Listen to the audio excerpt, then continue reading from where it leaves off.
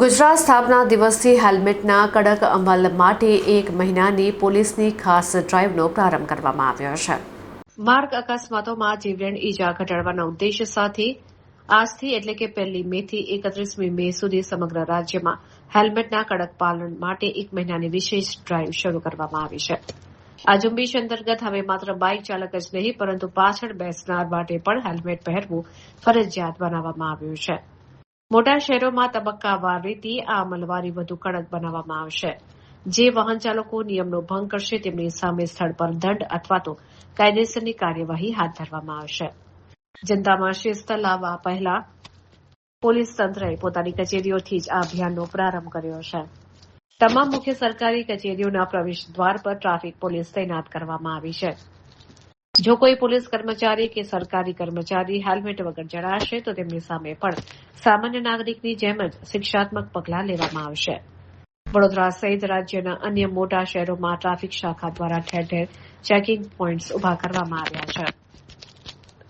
પોલીસનો મુખ્ય આશય દંડ વસૂલવાનો નથી પરંતુ પ્રજાની સુરક્ષા એ જ પોલીસની પ્રથમ પ્રાથમિકતાના સૂત્રને સાર્થક કરવાનું છે. વાહન ચાલકોને અપીલ કરવામાં આવે છે કે તેઓ પોતાની સુરક્ષા માટે હેલ્મેટનો અચૂક ઉપયોગ કરે.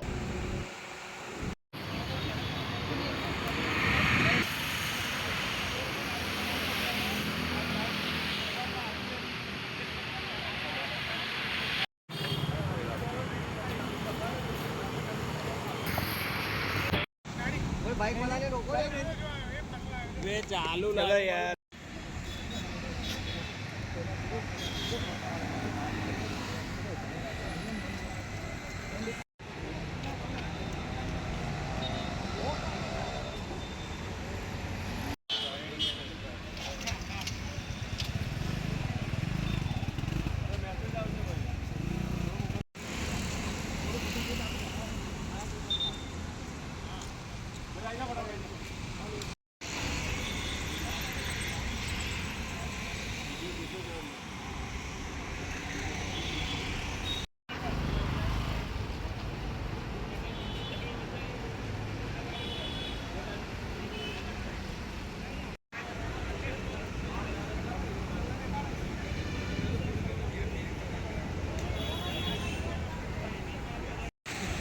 જો આટલો નાનો તમને બોલી ગયો